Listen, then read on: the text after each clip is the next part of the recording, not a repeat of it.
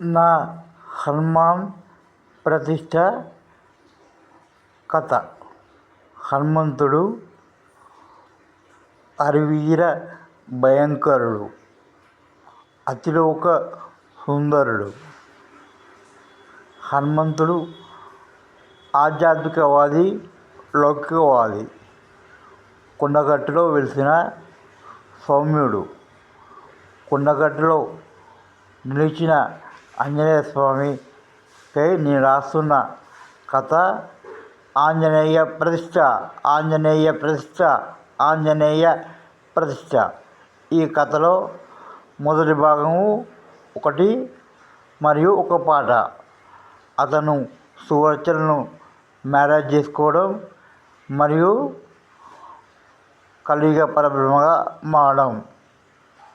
సువర్చన marriage చేసుకోవడం లోకల్యాణార్థం ఆయన రాముణ్ణి సహకరించి సుందరకాండ 2వ భాగం. ఈ 2 భాగాలు కూడా అతి ముఖ్యమైనవి, మీరు వినండి.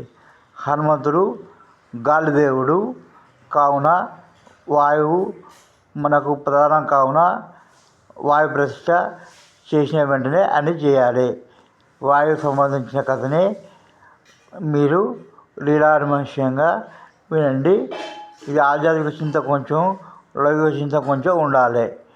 లౌకిక చింతన, ఆధ్యాత్మిక చింతన వల్ల ఇది కుదురుతుంది. ఎప్పుడైనా కులగురువు అయిన శివుణ్ణే ప్రార్థిద్దాం. ఓం నమ శివాయ, ఓం నమ శివాయ, ఓం నమ శివాయ. ఈ కథ సక్సెస్ కావాలని మా మాతృపితృదేవులను, ఆచార్య దేవులను అందరినీ కోరుకుంటున్నాను.